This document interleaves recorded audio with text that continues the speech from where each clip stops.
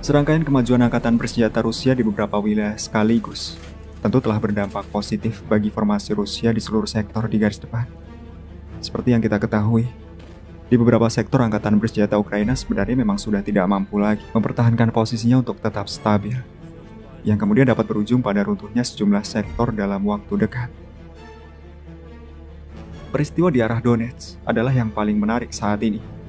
Dengan cepat setelah adanya kabar pembebasan Marinka, unit penyerang dari Brigade terpisah ke-110 bergegas dan segera memenuhi sebuah desa kecil bernama Horhivka yang akan menjadi pijakan selanjutnya dari pasukan Rusia sebelum pertempuran menyeramkan lainnya akan terjadi di Kurahovo. Ya, Kurahovo sejak tahun 2016 telah menjadi markas besar kelompok angkatan bersenjata Ukraina di dekat Donetsk, di mana posisi artileri utama mereka memang terletak di sana. Dari sanalah mereka secara terus-menerus berhasil menembaki perkotaan Donetsk. Dan ya, di sanalah letak pasokan belakang utama Ukraina di sektor ini. Sejauh ini baik unit Donetsk maupun angkatan bersenjata Rusia, mereka semua tidak pernah sampai pada titik tersebut. Itu karena di depan Kurahovo masih berdiri Marinka, yang merupakan benteng yang tidak tertembus, seperti Avdiivka. Namun ketika kini Marinka telah dibebaskan, maka jalan menuju Kurahovo tampaknya terbuka lebar bagi Rusia.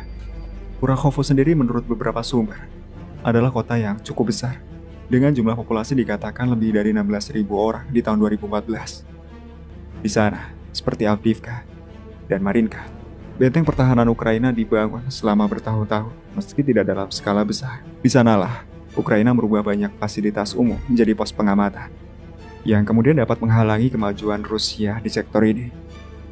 Namun yang paling penting, Kurahovo faktanya adalah wilayah yang sama sekali belum pernah dijelajahi oleh pasukan Rusia.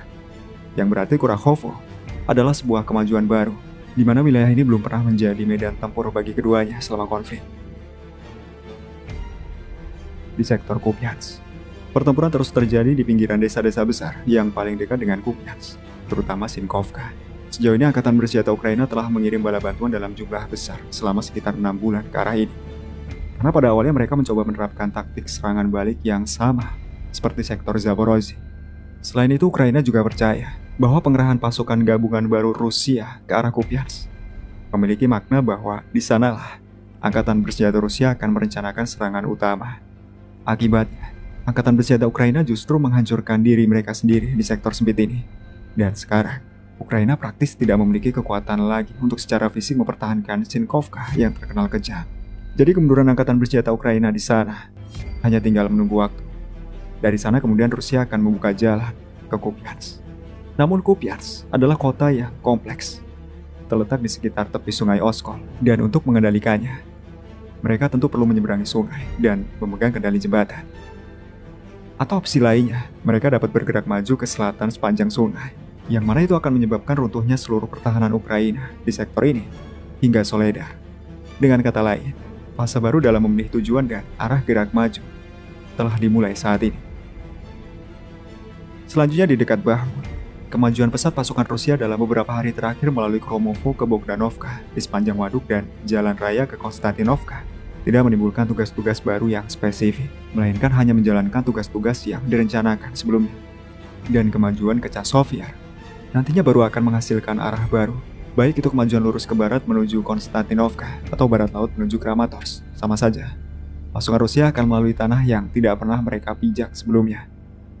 Arah baru ini juga tentu tidak terlepas dari keberhasilan angkatan bersenjata Rusia di selatan Artemos, di mana unit-unit Rusia mendapatkan kembali kendali atas bagian besar ketinggian di sekitar Kleshevka yang terkenal kejam.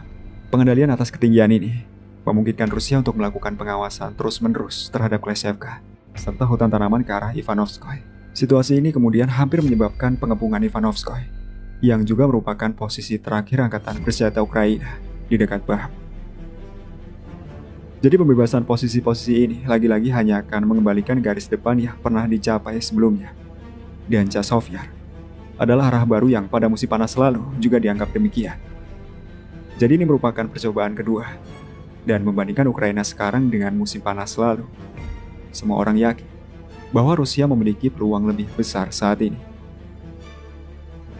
Selanjutnya Avdiivka. Dengan melihatnya, kita semua dapat dengan mudah menyimpulkan bahwa seluruh kekuatan telah terkonsentrasi di sana. Rusia seperti yang dapat kita lihat, dengan jumlah yang cukup fantastis, berupaya menutup Avdiivka melalui Stepovoy dan Severny, sekaligus bergerak maju melalui kawasan industri yang berhasil mereka kuasai beberapa hari yang lalu. Dengan kata lain, semua kemajuan dan terobosan belakangan hari ini bukan hanya sekedar kabar kemajuan, namun lebih daripada itu, menciptakan efek kumulatif yang mengancam runtuhnya pertahanan Ukraina secara menyeluruh. Namun munculnya tujuan-tujuan baru dan arah kemajuan baru tidak berarti bahwa seluruh pasukan Rusia akan terburu-buru mengerjakannya. Karena arah baru berarti sama saja dengan mengubah aksi defensif menjadi aksi ofensif. Dan tentu, dibutuhkan waktu yang tidak sebentar untuk merencanakan kampanye militer dalam kondisi baru ini.